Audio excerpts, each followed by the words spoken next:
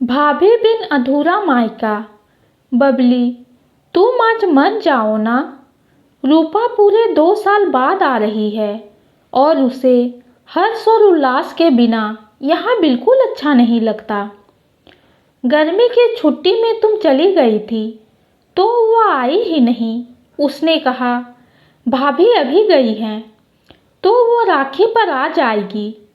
एक बार रूपा से मिल लो, फिर मैं तुम्हें खुद छोड़ आऊँगा। पर सोहन, मुझे भी तो अपने भाई को राखी बांधनी है और फिर ये त्योहार भाई बहन का त्योहार है, तो मैं अपने भाई के साथ मनाऊंगी और रूपा अपने भाई के साथ। बबली अपना और बच्चों का बैग पैक करते हुए बोली। सोहन की छोटी बहन रूपा राखी पर अपने 1 साल के बेटे को लेकर आ रही है। वो चाहती है कि जब वो मायके आए तो उसके भतीजे और भाभी सभी घर पर हों। पर बबली रुकने को तैयार नहीं थी। उसे लग रहा था कि रूपा उसे मायके जाने से रोक रही है, वरना मम्मी जी, पापा जी और सोहन के यहाँ होने पर भी वो ये क्यों बोलती कि भाभी यहीं हो तभी आऊँगी। तभी हर्ष उल्लास भी अपनी मम्मी से बोलते हैं, मम्मी हमारा भी मन नहीं है नानी के घर जाने का, बुआ से मिलते हैं ना।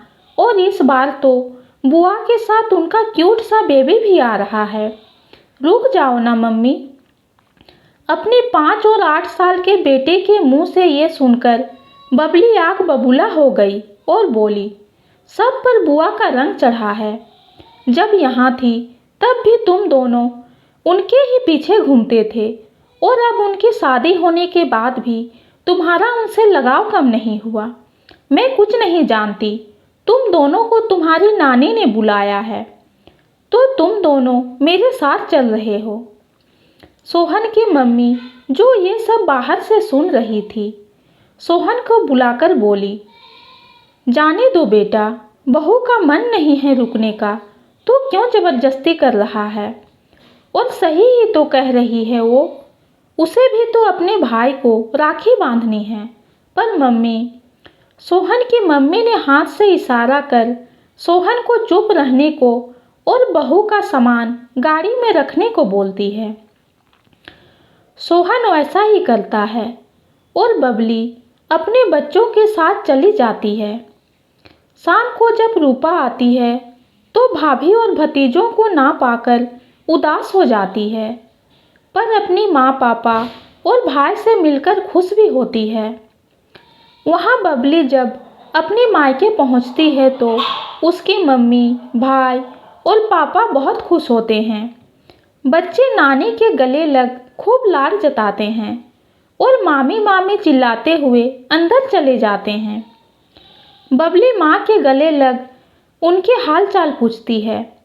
तब तक बच्चे आकर अपनी नानी से पूछते हैं, नानी मामी कहाँ गई, अंदर तो नहीं है और पिंकू भी नहीं है, कहीं बाहर गए हैं क्या।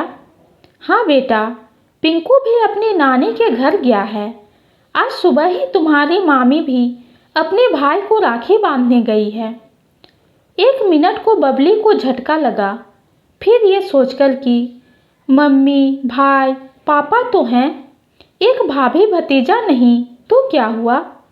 थोड़ी देर मम्मी से बात करती रही और मम्मी को किचन में हेल्प भी की।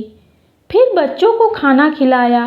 बच्चे खाना खाते हुए भी मामी के हाथ का बना हुआ खाना याद कर रहे थे। बच्चों को तो उनके मामा और नानी ने प्यार से खिला दिया, पर खुद बबली को भाभी के बिना खाना बड़ा अजीब लग रहा था। भाभी होती तो हंसी मजाक करते हुए खाना बनता और खाया जाता।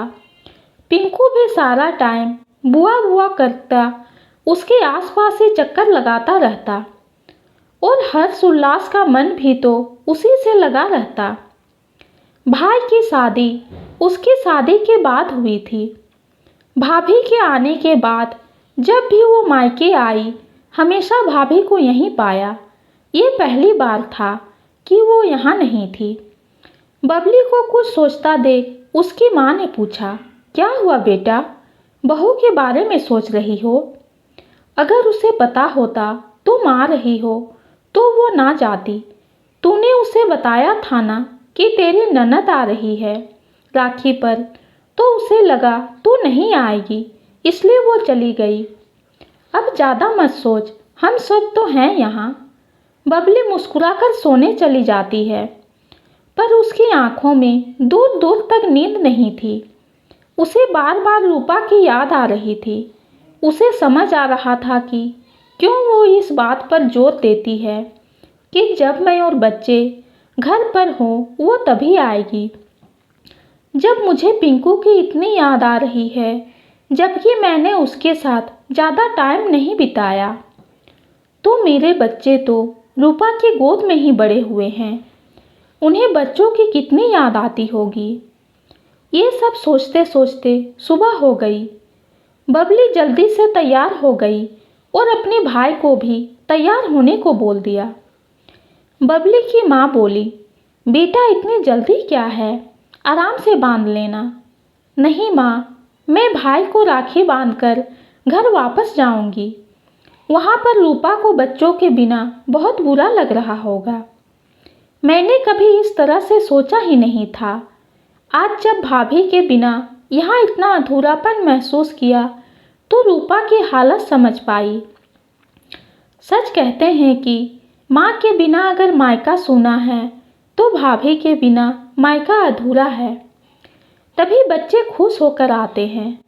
सच्ची मम्मी, हम घर चल रहे हैं बुआ के पास। हाँ बेटा, बस तुम्हारे मामा को राखी बांध दूँ फिर चलते हैं।